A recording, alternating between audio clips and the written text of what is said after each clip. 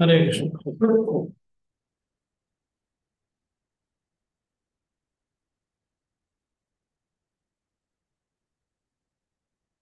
ఇక్కడ మనం అటువంటి మనకి ఈ పదాలని మనకి భాగవతంలో చేర్చడం వెనకాల ఉద్దేశం ఏంటంటే మనకి ఉపదేశం చేయడం, మనలో అటువంటి దృఢ విశ్వాసం కలగాలన్న భావన తెప్పించడం చేత అది లేనప్పుడు మనం ఇంత ఎన్ని చేసినా అని వ్యర్థమే. నెక్స్ట్ దాంట్లో కూడా రూపంలో చెప్తూ ఉంటారు.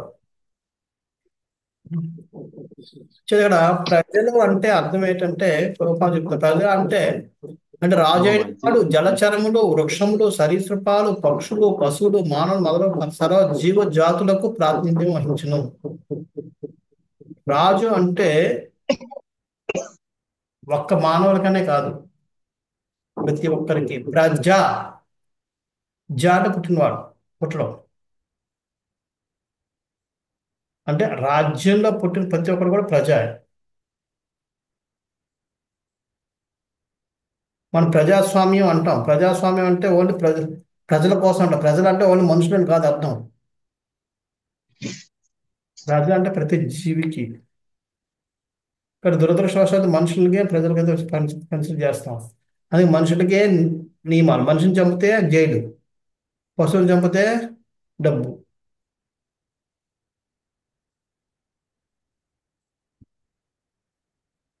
కానీ నిజానికి వాళ్ళకు కూడా రక్షణ కల్పించాలి. మనుషులకి ఏ విధంగా అయితే వాళ్ళ ప్రాణం కోసం రక్షణ కల్పిస్తామో, మిగతా జీవులకు కూడా రాజు అన్నవాడు రక్షణ కల్పించాలి. అది బాధ్యత.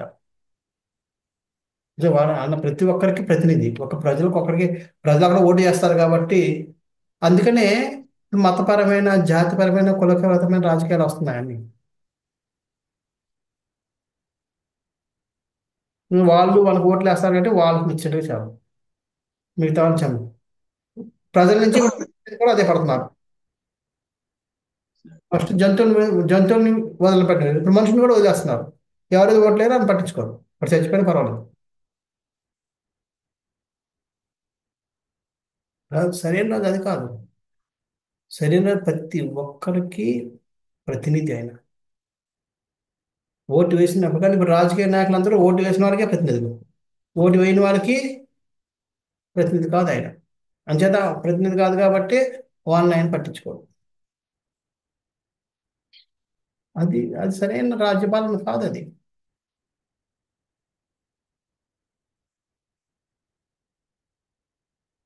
సో ఇది ప్రజాస్వామ్యం కాదు, రాజ్య ఓటు స్వామ్యం. ఓటర్ల స్వామ్యం, లేకపోతే ఏమని పెట్టాలో తెలియదు. కానీ రాజు అది కాదు. రాజు ప్రతి ఒక్క జీవితం. అందుకే ప్రభుత్వాలు వారు ఎక్కడ వదలరు చూడండి. జలాచరాలు, వృక్షములు, సరీసృపాలు, పక్షులు, పశువులు, మానవులు, ప్రతి జీవులు ఇదే జీవం కూడా పెట్టుకోలేదు వదలాలి. వాటన్నిటికీ ప్రతినిధి అయిన, వాటన్నిటిని రక్షించే బాధ్యత, వాటన్నిటికీ వాళ్ళ యొక్క కష్ట సుఖాలు చూసే బాధ్యత రాజుది. ఆ విధంగా పాలన చేశాడు ధర్మరాజు. ఉం? సో మనం ఇక్కడ మిగతా శ్లోకాలు మనం ఆగకూడదాం. ఈ 4, 5, 6, 4వ శ్లోకంలో ఉండిపోయాం. అందుకనే కృష్ణపరమైన జ్ఞానం నిలువుడు ద్వారా మనుషుడు ప్రపంచమున పూర్ణుడు కాగలడు. ప్రభుపాద వారు దీనికోసం చెప్తారు. కృష్ణ పాదాను సేవ అనే పదాని కోసం చెప్తున్నారు. కృష్ణపర జ్ఞానం నిలువుడు ద్వారా మనుషుడు ప్రపంచంలో పూర్ణుడు కాగలడు. ఈ శాస్త్రం జ్ఞానం లేనిదే విద్య ద్వారా పొందినట్టి మనుషుని యోగ్యతలు, డాక్టరేట్ పట్టాలు భంగకరంలో మరియు వ్యర్థములే కాగలవు. అది కృష్ణ చైతన్యం లేకుండా మనం ఎంత ప్రగతి సాధించినా అది భంగకరం. ఎందుకంటే చెప్తారు, ప్రాణం లేకుండా శవాన్ని మీద మనం ఎంత అలంకరించినా, పెళ్లి కూతురులాగా పట్టు చీర కట్టి లేదా పెళ్లి కొడుకులాగా ఏం చేసినా ఎవడు దాన్ని స్వీకరించడు, ఎవడు దాన్ని ఆకర్షించడు, ఎవరిని ఇష్టపడరు. అదే ఒక మనిషి, ప్రాణం ఉన్న మనిషికి చేస్తే ఏం అందం కనపడుతుంది, ఎవడు మోజు పడవచ్చు ఎవడో ఒకడు. ఉం? ఇప్పుడు ఎవరో మన సినీ యాక్టర్లు ఎవరో తెలియదు. ఉం. ఎవరో ఉన్నారు. ఆ, కృష్ణ, జూనియర్ ఎన్టీఆర్ రామారావు. ఓకే, ఇప్పుడు ఆయన్ని, ఇప్పుడు ఆయన ఏ వేషం వేసినా ఆహా ఓహా అంటారు. ఆయన నా ప్రాణం లేకపోతే ఎంత డెకరేషన్ చేసి ఏం చేసినా ఒక్కడు ఇష్టపడ్డు, ఒకడు ఉంచుకోడు కూడా. ఒకప్పుడు శ్రీదేవి ఓహో అన్నారు, శ్రీదేవుడు ఎవరు అంటారు, ఎవరు పట్టించుకోరు. చనిపోతే ఒక్కడు కూడా నేను ఉంచుకుంటానని చెప్పలేదు. ఆయన ఫ్యాన్ నేను, ఆవిడ నాకు ప్రాణం, అంటే నేను ఉంచుకుంటానని ఒక్కడు ఉంచుకోలేదు. ఓకే, ముస్లిం 50 సంవత్సరాల వయసులో చనిపోయింది అనుకోవచ్చు, కొన్ని యంగ్గా చనిపోయినా సరే పట్టించుకోరు. యంగ్లో అప్పుడు మా టైంలో దివ్య భారతం ఉండేది, ఆమె ఆత్మహత్య చేసుకుంది. ఆమె అంటే పడి చచ్చేవారు చాలా మంది ఉన్నారు, కానీ ఒక్కడు ఒకసారి ఉంచుకోలేదు.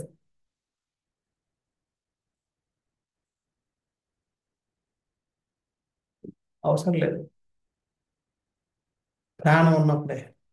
అదే విధంగా కృష్ణ చైతన్యం లేకుండా మనం ఎన్ని విజయాలు సాధించినా అవన్నీ ప్రాణం లేని శవానికి చేసే డెకరేషన్లు అంటారు. అవన్నీ మనల్ని నరకానికి తీసుకెళ్తాయి తప్ప ఈ కష్టాకరమైన ఈ ప్రపంచం, భౌతిక ప్రపంచం బయటపెట్టలేవు. అందుకే భక్తులు ఏనాడు కూడా కృష్ణ చైతన్య సాధనని ఏనాడు విడిచిపెట్టడు. ఏ స్థితిలో ఉన్నా, కష్టంలో ఉన్నా, సుఖంలో ఉన్నా ఆ సాధన విడిచిపెట్టడు.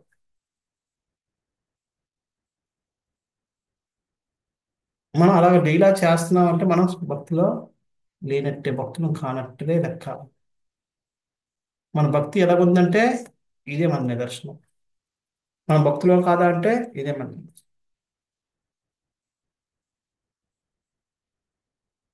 ఏ స్థితిలోకైనా సరే మనం ముందు ప్రయారిటీ భక్తికి ఇవ్వాలి. అది వాడికి అంచేత ఇక్కడ గోపాల్ వారి శ్రీనివాస్ చెప్తున్నారు వివరంగా. ఉం? సో ఇంకా చాలా రాసుకొచ్చారు, మరి చదువుకోండి. ఇంకా ఎలాగా ఆయన పాలన చేశాడు.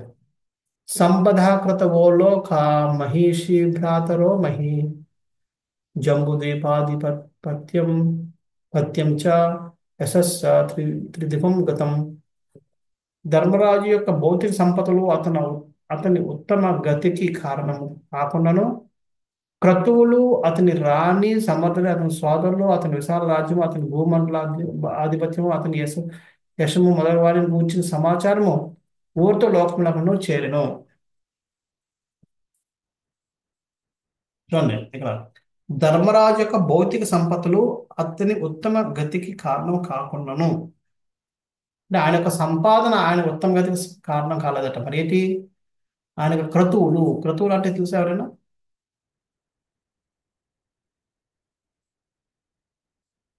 ఎవరైనా తెలుసా క్రతువులు అంటే? యజ్ఞములు ప్రభు. ఆ, యజ్ఞాలు. యజ్ఞం అంటే అర్థం ఏంటి? ఇక్కడ యజ్ఞాలు చేయడమనా? యజ్ఞం అంటే ఇష్టం ఉన్నా లేకపోయినా భగవంతుడికి అనుగుణంగా నడుచుకుని వెళ్ళడం, అది యజ్ఞం. ఓన్లీ యజ్ఞం అంటే స్వాహ అని చెప్పి చేస్తే యజ్ఞం అని కాదు.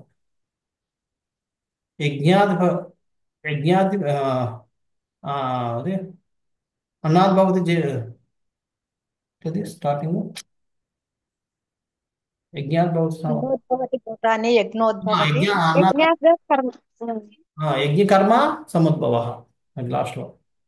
స్టార్టింగ్ అన్నాద్ భగవతి భూతాన్ని ప్రజ్ఞాన్ ఎన్న యజ్ఞ సంభవ, యజ్ఞాద్ భగవతి ప్రజన్యం యజ్ఞ కర్మ సముద్భవ. యజ్ఞం అనేది కర్మల వల్ల వస్తుంది, అంతేగాని ఈ స్వాహాలు చేయడం వల్ల కాదు. కర్మ అంటే ఏ కర్మ? భగవంతుడు నచ్చినట్టుగా మనం పాటించడం, మనకి ఇష్టం ఉన్న రకమైన అటువంటి క్రతువులు చేశాడు ఆయన. దానివల్ల ఆయన యశస్సు పెరిగింది, దానివల్ల ఆయన సమాజం పైకి వెళ్ళింది. అంతే తప్ప ఆయనకు సంపద భౌతిక సంపద కాదు. అని ఇంత పెద్ద రాజ్యానికి రాజు, భూములు మొత్తాన్ని ఆయన ఏలుతున్నాడు. ఓహో, ఎంత గొప్ప రాజు.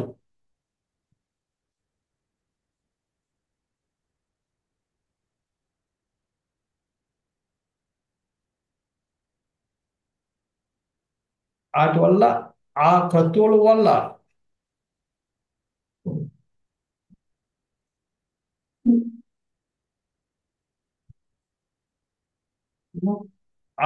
అటువంటి క్రతువులు అటు వల్ల ఆయన యొక్క అన్ని రాజ్యాధిపత్యం అవన్నీ కూడా ఉంటాయి. అయితే ప్రభుపాద చెప్తారు ఇక్కడ, అందుకనే ఒక మనిషి యొక్క ఆ, ఒక మనిషి యొక్క ఇది ఆయన యొక్క సంపద మీద ఆధారపడి ఉండదు. ఆ, ఆయన వ్యవహారం మీద చేసే వ్యవహారాలను బట్టి, వ్యవహరించే విధానాన్ని బట్టి ఆయన యశస్సు పెరుగుతుంది తప్ప ఆయన ఏదో మెకానికల్ గా సంపాదించే అది అది కాదు.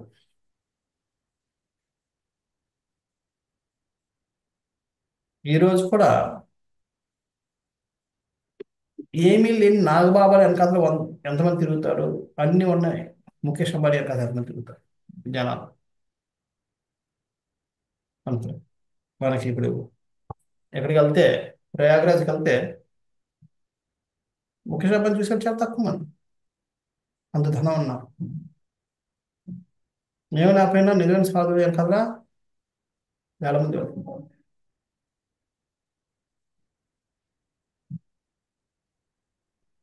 ఎందుకంటే అది ఇప్పటికీ దాని యొక్క శోభ ఇప్పటికీ ఉంది. అంటే ఒక వ్యక్తి యొక్క యశస్సు ఆయన సంపాదించిన ధనం వల్ల రాదు, ఆయన చేసిన కార్యాలలో వస్తుందని మనం అర్థం చేసుకోవాలి.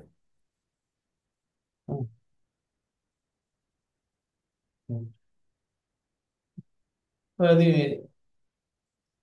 ప్రభుపాద దాని కోసం ఏవో రాశారు, అది మనం తర్వాత చూద్దాం, టైం అవుతుంది కాబట్టి నెక్స్ట్ చూద్దాం. కిం తే కామానురప్సార్హం ముకుంద మనసో ద్విజాః అధిజహ్రుర్మధం రాజ్ఞా క్షుదితస్య యథేతరే. ఓ బ్రాహ్మణుల, ధర్మరాజు యొక్క ఐశ్వర్యం అతి మనోహరమైనందున స్వర్గలోక వాసులు కూడా వాటి కొరకే ఆశించిరి. కానీ అతడు శ్రీకృష్ణ భగవాన్ సేవ అంటే అనురక్త అవటం వలన ఆ దేవదేవుని సేవకు అన్యమైనది అతన్ని సంతృప్తి పరచలేదు. చూడండి. ఆయన చేసిన రాజ్యపాలన చూసి దేవతలు కూడా స్వర్గలోకాన్ని వదిలి యుధిష్ఠిర మహారాజు లోకంలో ఉండాలని కోరుకుంటున్నారట. వాళ్ళు ట్రాన్స్ఫర్ పెట్టుకుందాం అనుకుంటున్నారు అక్కడి దగ్గరికి. మన ఇక్కడి నుంచి అక్కడికి వెళ్ళాలనుకుంటే అక్కడి నుంచి ఇక్కడికి రావాలనుకుంటున్నారు. చూడండి. కానీ ఇవేవి కూడా ఆయన సంతృప్తిని ఇవ్వలేదు.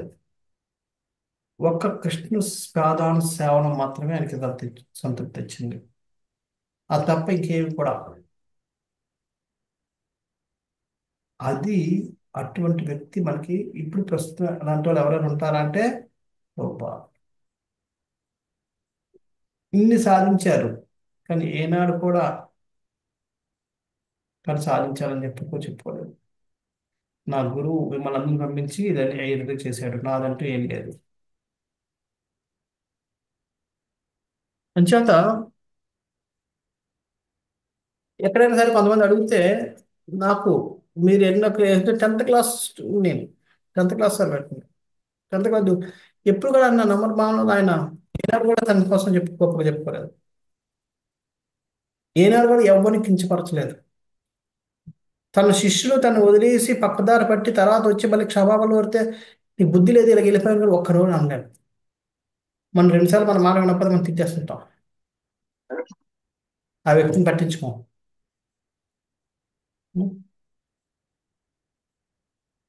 కానీ ప్రభుపాద్, ఎందుకంటే మన మన మనం మనం అంత స్థాయిలో లేము. మనం అర్థం చేసుకోవాలి. మన స్థాయి అనేది ఇటువంటి వ్యవహారాలు బట్టే అర్థమవుతుంది.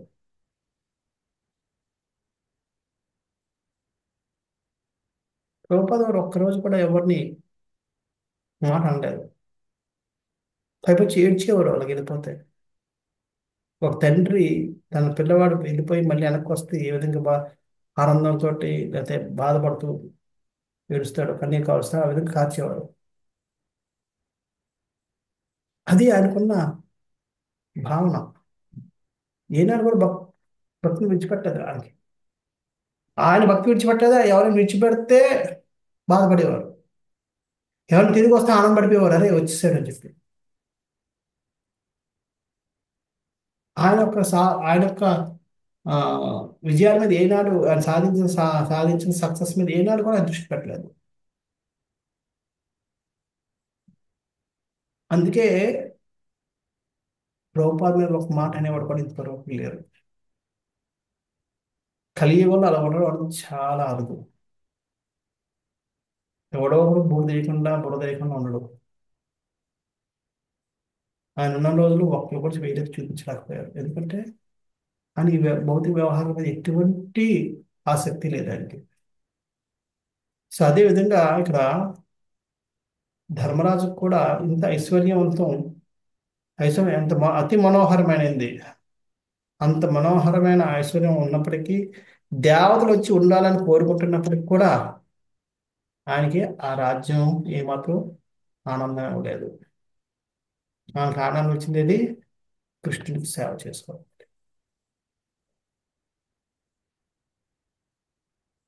అది నిజమైన భక్తులకు ఉండాల్సిన లక్షణం.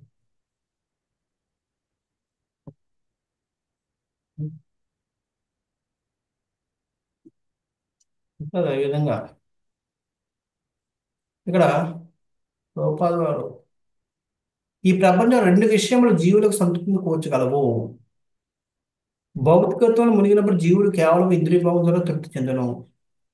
కానీ భౌతిక గుణముల నుండి ముక్తులైనప్పుడు శ్రీకృష్ణ ప్రీతికరం ప్రేమయుత సేవను వర్ణించడం ద్వారానే అతడు సంతృప్తిని చెందగలడు. అది ఒక రెండు విధాల. భౌతికంగా ఉన్నవాడు ఇంద్రియ భావం ద్వారా సంతృప్తి పొందుతాడు. భౌతికంగా లేని వాళ్ళు కృష్ణ సేవ ద్వారా. మనం నా గరక నా ఘాటక అంటారు. అంటే అటు ఇంటికి లేదు, అటు శ్మశానికి లేదు, మధ్యలో వెళ్ళాడుతున్నాం, త్రిశంకుల్లో ఉన్నాం.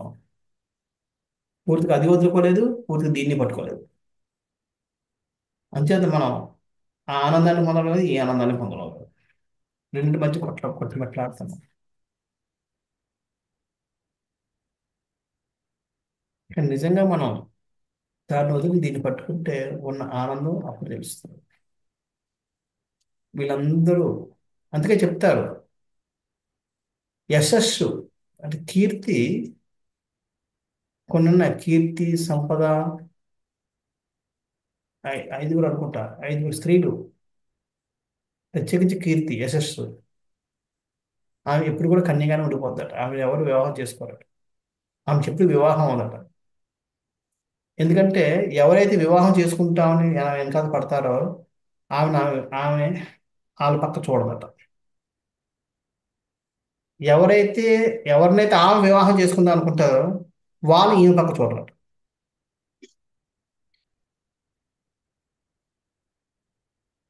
అర్థమవుతుందా? ఎవరైతే ఆమె వివాహం చేసుకోవాలని ఆమె కావాలని కోరుకుంటారో వాళ్ళని ఈమె ఇష్టపడదు. ఎవరైతే ఈమె వాళ్ళ దగ్గరికి వెళ్దామని కోరుకుంటుంటుందో వాళ్ళు ఈమెను ఇష్టపడరు. అంటే ఆ విధంగా ఆమెను వరించే వాళ్ళు ఎవరు ఉండరు. అంటే అర్థం ఏంటంటే ఎవరైతే యశస్సుకి దూరంగా ఉంటారో, కీర్తికి దూరంగా ఉంటారో వాళ్ళ వెనకాల కీర్తి పరిగెడుతుంటారు అని. ఎవరైతే కావాలని ప్రాకులాడుతుంటారో వాళ్ళ ముఖం కూడా చూడరు.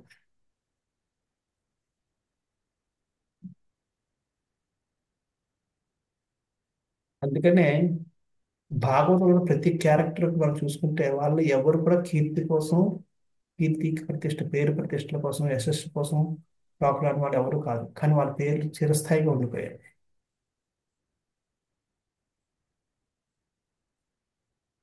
వాళ్ళందరూ భగవంతుడి వెనకాల పడ్డారు తప్ప వీటి వెనకాల పడలేదు. భగవంతుడి వెనకాల పడిన ప్రతి ఒక్కరి చరిత్ర చిరస్థాయిగా ఉండిపోయింది.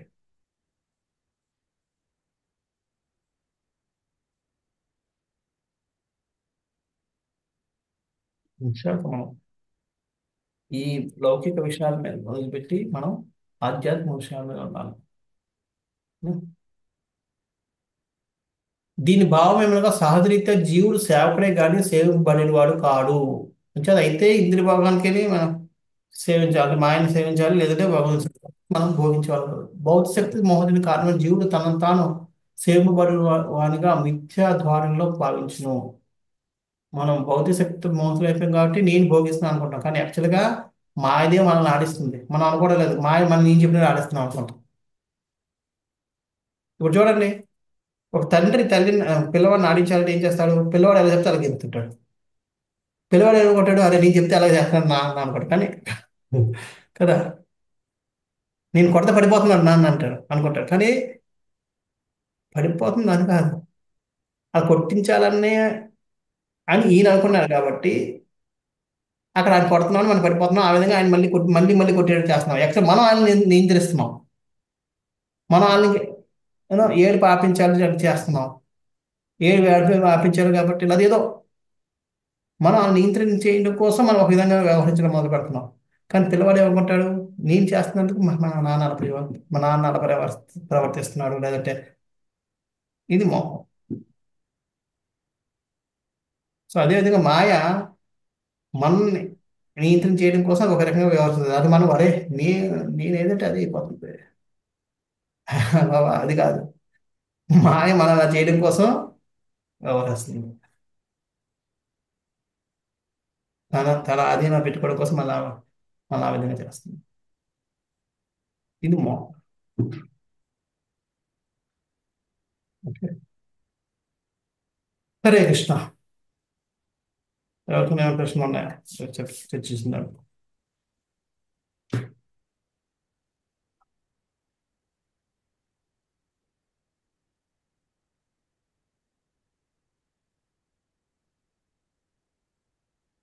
హరే కృష్ణ ప్రభుజీ, ధన్యవాద ప్రణాం ప్రభుజీ. నేను ప్రభుజీ, మన సాధన కరెక్ట్ గా లేకపోవడానికి మనకి కృష్ణ కాన్షియస్ పై సంపూర్ణ విశ్వాసం లేకపోవడం అదొక్కటే కారణమా, లేక మన పూర్వజన్మ ఫలితం కూడా ఉంటుందా ప్రభుజీ? చూడు, పూర్వజన్మ పూర్వజన్మ ఉంటుంది, ప్రభావం ఉంటుంది. ఎందుకంటే మన పూర్వజన్మ కర్మ ఫలాలు బట్టి మనలో గుణాలు వస్తాయి. ఇప్పుడు ఇప్పుడు నాకు ఈ శరీరం ఉంది, ఈ శరీరంలో ఎంత ఎంత సత్వగుణం ఉండాలి, ఎంత రజోగుణం ఉండాలి, ఎంత తమగుణం ఉండాలంది భగవంతుడు అందరిని నిర్ణయించేశాడు మన పూర్వజన్మ కర్మను బట్టి. కాబట్టి సత్వగుణం ఉన్నాడు సత్వగుణంగా వ్యవహరిస్తాడు, తమగుణంలో తమగుణం వ్యవహరిస్తుంటాడు. కానీ ఎప్పుడైతే మనకు విశ్వాసం ఉంటే మనం ఏం చేస్తాం, దానికోసం ఫైట్ చేస్తుంటాం. సత్వగుణం అంటే రజోగుణంలో ఉన్నాం అనుకోండి, నాకు అది సాధించింది లేదు, ముందు జపం తర్వాత అది ప్రయత్నం చేస్తుంటాం. ఆ విశ్వాసం లేనప్పుడు ఏమవుద్ది? అటు విశ్వాసం దీన్ని సాధించిన తర్వాత ఇవన్నీ వస్తాయి, అవన్నీ వేస్ట్ అని తెలుసుకున్నప్పుడు మనం నేను ఎప్పుడైతే ఒక పిల్లవాడు సహజంగా ఆడుకోవాలనుకుంటాడు, కానీ ఆ పిల్లవాడు ఎప్పుడైతే నేను ఫస్ట్ సాధించాలని పట్టుకున్నాడు అనుకోండి, నిజంగా మనం కాకుండా ఆయన పడిగా ఆయనే ఏం చేస్తాడు? పట్టించుకోడు, ఏదైనా సరే చదువుకోవాలనుకుంటాడు. కానీ వాళ్ళ పిల్లవాళ్ళు అది లేనప్పుడు మనం ఎంత సాధించి మనకి చదవరా అని చెప్పిన ఎంతైందో ఆయన అక్కడికి వెళ్తుంటాడు, ఆడుకోవడానికి వెళ్ళిపోతాడు. హరే కృష్ణ ప్రభుజీ, దండ ప్రణాం ప్రభుజీ.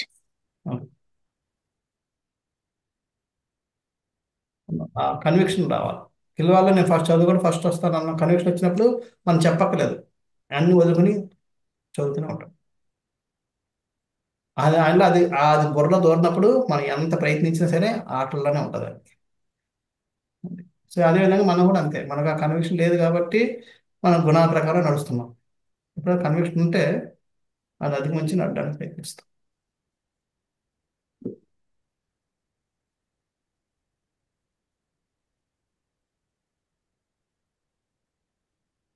ప్రభు కన్విక్షన్ జన్మకు వస్తారు. ఇదంతా ప్రయత్నం. ఎస్, మనకు రాదు, మనకు ఆ శక్తి లేదు. ఎందుకంటే మనం ఆల్రెడీ సాగరంలో పడిపోయాం, సంసార సాగరంలో పడిపోయాం. ఏదో చాలా కష్టం, కానీ మనం ప్రయత్నం చేస్తే మనం చూస్తున్నవాడు అక్కడ ఉన్నాడు. మన సముద్రంలో పడిపోతే ఎవడో ఒకడు మనం చూసే వరకు మనం ప్రయత్నించాలి, కానీ అనుక్షణం మనం చూస్తున్న వ్యక్తి ఒక ఉన్నాడు రక్షించడానికి. ఆ నమ్మకం లేదు మనకి, అదే ప్రాబ్లం. ప్రతి క్షణం మనల్ని అనుసరిస్తూ ఒక వ్యక్తి ఉన్నాడు మనం కాపాడడానికి అన్న నమ్మకం లేకపోవడం ఈ ప్రాబ్లం అంతా. అందుకే నిరుత్సాహపడుతున్నాం. ఈ జన్మలో అవుద్దా, నేను చేయగలనా, నాతో సాధ్యమేనా. మనం ప్రయత్నం చేస్తే ఆయన రావడానికి వచ్చి సహాయం చేయడానికి సిద్ధంగా ఉన్నాడు. యోగక్షేమం వహామ్యహం ఎందుకు చెప్పింది.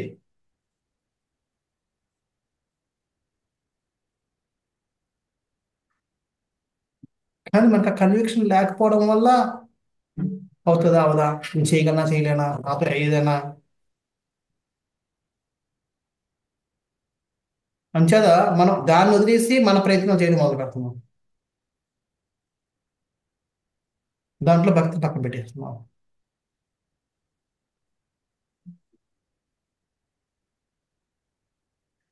అనుక్షణం మనం పడుకుని పోయి ఉండొచ్చు, కానీ ఆయన మన తెలివి ఉండి మన పక్కన మనం చూస్తున్నాడు, చూస్తూ ఉన్నాడు.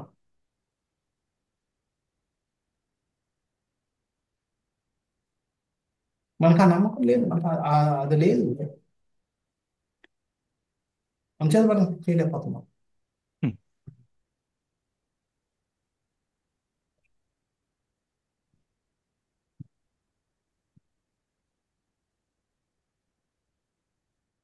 కన్విక్షన్ అప్పుడు దాంట్లో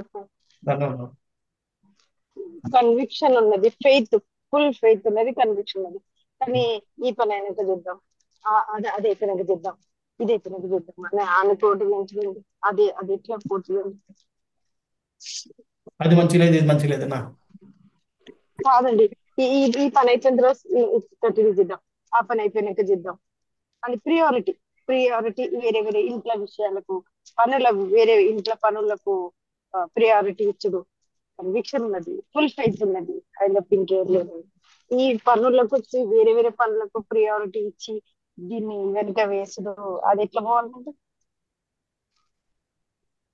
అది పోవడం లేదంటే ఎందుకు పోవడం లేదు, మన కన్విక్షన్ లేదు కానీ పోవడం లేదు, ప్రాబ్లం అది. అది కన్విక్షన్ లోపలే అంటారా? ఇప్పుడు బ్రదర్ కాదు చూడండి, మీ- నాకే అంటే ఆ రోజు జనవరి ఫస్ట్ రోజుని ఇంత స్ట్రాంగ్ స్ట్రాంగ్ లెక్చర్ ఇచ్చాను. మనం సాధించాలి, ఏ రోజు వదలకూడదు, అది ఇది అని చెప్పి 2 నెలల్లో నేను ఒక్క రోజు కూడా ఫాలో అవ్వలేకపోయాను.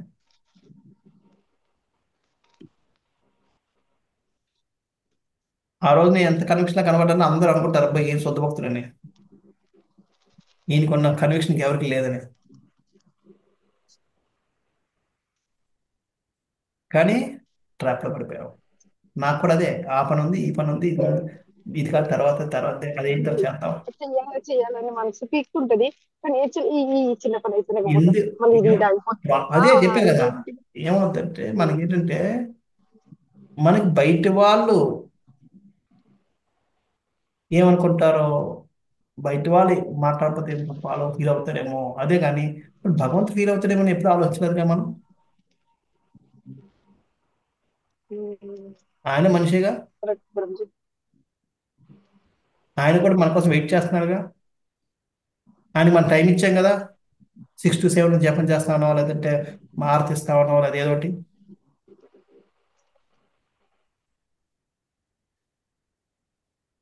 మన ఆయన ఫీల్ అవుతాడు, మనం ఎందుకు మనం చూడలేదు. ఆయన చూడరు కదా. చూడదు కదా కాదు, చూ అదే మరి నమ్మకం లేదు, అదే విశ్వాసం లేదు, మనం అదే అంటాను నేను ఇంతకు. అదే అర్థమైంది ప్రభు, ఆయన చూస్తున్నాడన్న విశ్వాసం లేదు మనకి అదే మరి, అదే చెప్తుంది. కదా. ఆయన చూస్తున్నాడు, ఆయన మన పక్కనే ఉన్నాడు, మనతో ఉన్నాడు అన్న విశ్వాసం లేదు కాబట్టి మనం దాన్ని పక్కన పెడుతున్నాం. అయ్యో అయ్యో బాబు.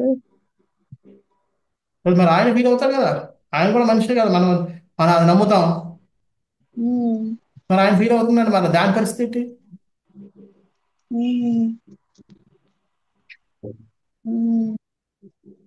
ఇందాక నుంచి అదే అంటుంది, మనకు నమ్మకం లేదు లేదంటే ఏంటంటే ఇదే. ఇప్పుడు నేను కూడా అదే చేస్తుంది. నాకు ఆయన 12 గంటలకు ఇస్తానని చెప్పాము, 12 గంటలకు జపం చేస్తున్నాను చెప్పో, లేదా చదువుతాను ఏదో ఒకటి. నేను ఎక్కడ పడ్డాను, ఎందుకు వీళ్ళందరూ చూస్తున్నారు, ఆయన దృష్టి ఆయన నా దృష్టి ఆయన చూడటం లేదనే ఉద్దేశం అది.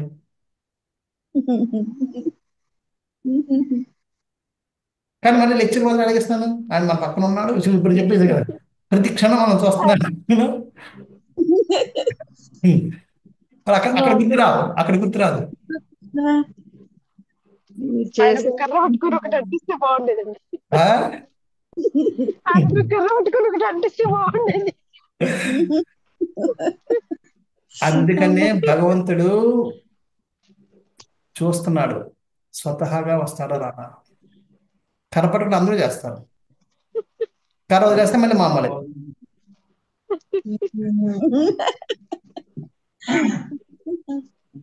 అమ్మా ఇప్పుడు చూడండి, అమెరికాలో ఫ్రాడ్లు జరగడం లేదు, లేదా జర్మనీలో ఫ్రాడ్లు జరగడం లేదు, లేదా జపాన్లో ఫ్రాడ్లు జరగడం లేదు అంటే అది వాళ్ళ గొప్పతనం కాదు, అక్కడ రూల్స్ అలాంటివి. దానికి భయపడి వాళ్ళు చేయడం లేదు. ఒకసారి ఆ రూల్స్ తీసేమని చెప్పండి, అక్కడ కూడా మనలాగే జనాలు తయారవుతారు.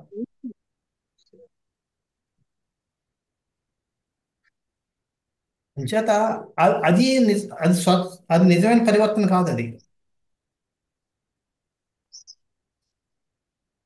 అంచేత భగవంతుడు అది చేయడు, స్వతహాగా పరివర్తన తెచ్చుకున్నవాడే కావాలి ఆయనకి.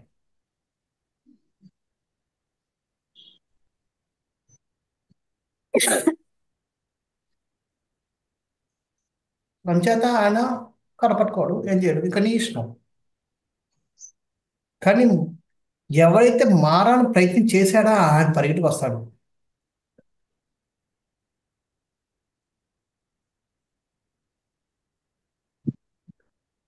కానీ ఆ నమ్మకం మనకు లేదు. చెప్పడం వరకు చాలా బాగానే ఉంటుంది, పక్క వాళ్ళు చెప్పడం వల్ల చాలా నమ్మకం ఉంటుంది మనకి.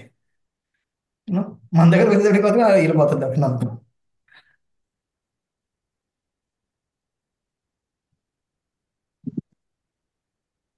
కానీ శుద్ధ భక్తులకి ఇక్కడ ఇక్కడ ఉంటుంది, చెప్పేటప్పుడు అంత అంత చెప్పరు, సైలెంట్గా ఉంటారు.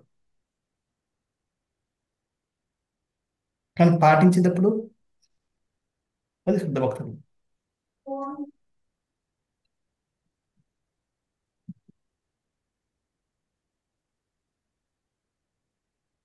మనం అనుకుంటాం, కానీ భగవంతుడు తలుచుకుంటే ఏ పని అవ్వదు. మనం ఏంటంటే మనం మనం చేయాలి, మనం అవ్వదేమో, అరే భగవంతుడు ఎందుకు అవ్వదు, మనం ఎంత ప్రయత్నిస్తే భగవంతుడు తలుచుకుంటే అవ్వకుండా చేసేయగలం.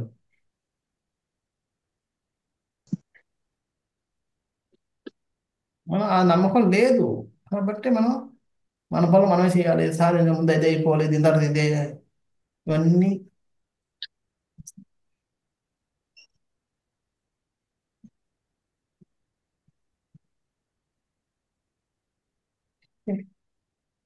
ప్రార్థన చేయండి, నాకు కూడా నమ్మకం కలగాలి, విశ్వాసం ఉండాలని. అదే చాలా కష్టం. కష్టం లేదు, ప్రయత్నం చేస్తే చాలు. నిద్ర వచ్చేస్తుంది కదా ప్రభు, నిద్ర వచ్చేస్తుంది. అంటే మరి శ్రద్ధగా వినలేదు, మనం చెప్పడం సరిగ్గా శ్రద్ధగా విన్నప్పుడు, చూడండి ఉమ్, శ్రద్ధగా విన్నప్పుడు మనకి నిద్ర వస్తుంది. సరే, మనంతా మన ప్రయత్నం చేయడం వల్లే మనం మన యొక్క దాంట్లో ఉన్న కృష్ణ చైతన్యంలో ఉన్న ఆనందాన్ని మనం ఎప్పుడు ఆస్వాదించలేకపోతుంది. హాని నేను తీయగా కూడా ఉంటుంది, 6 గంటల హాని తీయగా ఉంటుంది, అన్ని తెలుసు. కానీ అది తినే విధంగా తిన్నప్పుడే దాని ఆస్వాదం. ఇక్కడ చేతులు వేసుకుని వెనకాల లాకినా మరి లాభం లేదు, బాటిల్ లాగిన మూతలు లాగిన రివర్స్ ఇలాగే చేస్తున్నా, కానీ లోపల తీసి ఎలా తినాలి అది తెలియదు. నీ చేతిలో కూడా వేసుకుంటున్నా కొంతమంది, కానీ వెనకాల నాకు ఏం తెలుస్తుంది తీపి. హరే కృష్ణ ప్రభు, ధనోత్సవం హరే కృష్ణ. ప్రభుజీ. కృష్ణుడు ఒక జీవుడు సీరియస్ గా భక్తి చేస్తా ఉంటే కృష్ణుడు సహాయ మీ సహకారాలు వాయిస్ కొద్దిగా ఎప్పుడూ రక్షణ చేస్తుంటాడు. కొద్దిగా స్లో చెప్పండి, మీ వాయిస్ క్లియర్గా లేదు. భక్తి చేయడానికి కృష్ణుడి తరపున పూర్తిగా భరోసా ఉంటది ప్రభుజీ. కృష్ణుడి కన్నా కృష్ణుడు పూర్తిగా ఆ, కృష్ణుడి నుంచి పూర్తి భరోసా ఉంటది. భరోసా ఉమ్, ఆ కానీ మాయాదేవి ఏమైనా వార్నింగ్ అంటే భక్తి చేస్తే ఆ, ఆ, భక్తి సీరియస్ గా చేస్తే నేను ఊరుకోను అన్నట్టు మాయాదేవి ఏమైనా వార్నింగ్స్ ఇస్తుందా?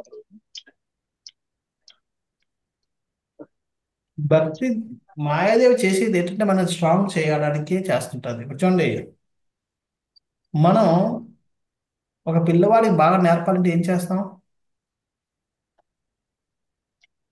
పరీక్షలు ఎక్కువ పెడతాం, తక్కువ పెడతాం. ఎక్కువ పెడతాం. ఎక్కువ ఎక్కువ అందుకనే ఐటీ కోచింగ్ ఏం చేస్తారు? రోజు ఎగ్జామ్, రోజు ఎగ్జామ్, రోజు ఎగ్జామ్. ఎందుకు పెడతారు? మర్చిపోకుండా ఉన్నాను. మర్చిపోకుండా ఉంటాడు, ఏదైనా ఇంకా బాగా చేస్తాడు. అదే. పురోగతి కోసం కానీ ఆయన్ని వేధించడం కోసం కాదు. సో మాయదేవి కూడా అంతే. మనం భక్తి చేస్తున్నామంటే టక్ నుంచి పరీక్ష పెడుతుంది.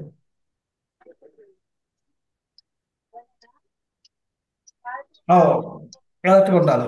ఎలర్ట్ అయిపోతే చాలా ఆనందపడుతుంది. చూడండి, రోజు పరీక్షను పారిపోయిన వాడు అంటే ఇష్టపడతారా? ఫెయిల్ అయినా సరే రోజు ఎగ్జామ్ రాసిన అంటే ఫెయిల్ ఇష్టపడతారా టీచర్లు?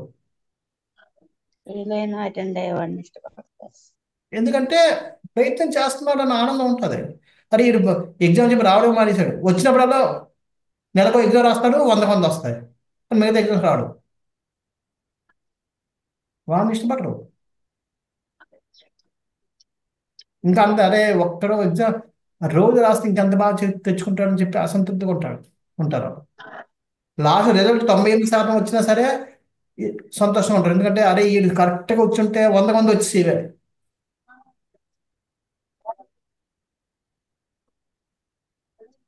చేత భగవంతుడు కూడా అంతే. మనం ప్రయత్నిస్తూ ఫెయిల్ అయినా సరే ఆనందపడతాడు. మన పురోగతి ఇక్కడ కనబడకపోవచ్చు. ఇక్కడ మనకి మామూలుగా లౌకికంగా అయితే మనం ఫెయిల్ అయితే కానీ భగవంతుడు మార్కులు వేసేది అలా కాదు. మనం ప్రయత్నం చేస్తూ ఫెయిల్ అయినా లాస్ట్ ఎగ్జామ్లో పాస్ చేసేస్తారు మనల్ని. ఎందుకంటే భగవంతుడు చూస్తుంది ప్రయత్నం, రిజల్ట్ రాదు.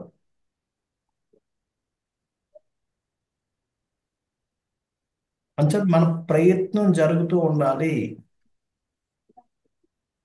మళ్ళీ చెప్తే ఇంత ముందు చాలాసార్లు చెప్పాను, ఏ రోజైతే నాతో అవ్వదని వదిలేసామో ఆ రోజు మనం భగవంతుడి కృపని వద్దనుకున్నట్లే. ఏ రోజైతే మనం ప్రయత్నం చేస్తున్నాం ఫెయిల్ అవుతున్నాం, భగవంతుడి కృప పొందడానికి అన్ని అధికారాలు ఉన్నాయి మనకి, అన్ని అర్హతలు ఉన్నాయి మనకి.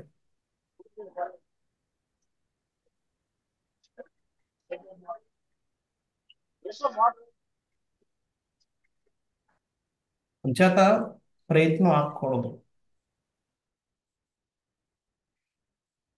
ఎంత నిరుత్సాహపడినా ఏం చేసినా ప్రయత్నం ఆగనంతసేపు భగవత్ కృపకి మనం అన్ని అర్హత ఉంది, ప్రతి అర్హత ఉంది, పొందే అవకాశం ప్రతిదీ ఉంది, దండిగా ఉన్నాయి మనకు అవకాశాలు. కానీ ఏ రోజైతే మన ప్రయత్నం నాతో అవ్వదని వదిలేసామా ఆ రోజు మనం వద్దు, నాకు ఈ కృప వద్దని చెప్పి మనం తలుపు మూస్తున్నట్టే. అంచేత ఫెయిల్ అవుతున్నందుకు బాధపడద్దు, ప్రయత్నం చేయకపోయినందుకు బాధపడుతుండండి. దానికోసం బాధపడదాం, మన ప్రయత్నం సరిగ్గా జరగలేదని బాధపడదాం.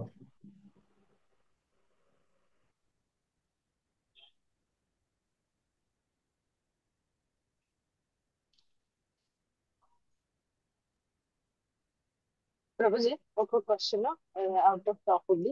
మన 10 offenses లో 9th offense not to preach faithless person అని అనుకుంటుంది. మరి నిత్యానంద ప్రభుజీ చెప్పిన ప్రభుజీ పాత్ర చూడకుండా అందరికీ హరినామాన్ని ఇచ్చారు కదండి. ఆయన భగవంతుడు, ఆయన మరి ఆయన మనకి ఆయన భగవంతుడు ఏదైనా చేయగలడు. మనం ఆ స్థాయిలో లేం కదా. ఇప్పుడు అది చూసుకుంటే ప్రభుపాద వారు కూడా అలాగే చేశారు, కానీ మనం ఆ స్థాయిలో లేం కదా. ఇక్కడ ఇంకోటి ఏంటంటే, అక్కడ విశ్వాసం లేని వాడికి బోధించకూడదు అంటే మనప్పుడు కూడా కృష్ణుని మీద మన విశ్వాసం కాదు. నేను కృష్ణుని భగవంతుడే కాదు అనుకున్నాను, కానీ ఈరోజు అల్లుడిని నేను మారాను. మరి నన్ను వదిలేసి ఉంటే ఈరోజు భక్తులు అయి ఉండేవంటారు. ఇక్కడ విశ్వాసం ఏంటంటే బోధించద్దు అంటే అర్థం ఏంటంటే, ఎవడైతే మనం చెప్తే ఇంకా ఎక్కువ ఇంకా వాదించి ఇంకా కించపరచడం, ఇంకా ఇతర వాదన చేయడం, అనో చేస్తారా అటువంటి వాడు చేయకూడదు. రెండు రకాల విశ్వాసం లేని వాళ్ళు ఉంటారు. ఒకడు తెలియక విశ్వాసం ఉండదు, ఒకడు తెలిసి కూడా ఇంటెన్షనల్లీ వాళ్ళు ఆ అటువంటి వాళ్ళు చేయకూడదు. వాళ్ళు ఏంటంటే వాళ్ళు ఇంకా అపరాధం చేస్తే వాడు ఇంకా తిడుతున్నాడు అనుకోండి, ఆ తిడుతున్నందుకు ఆడి పాపం రాదు, ఎందుకు మనం నువ్వు ఉద్రేకపరుస్తున్నాం.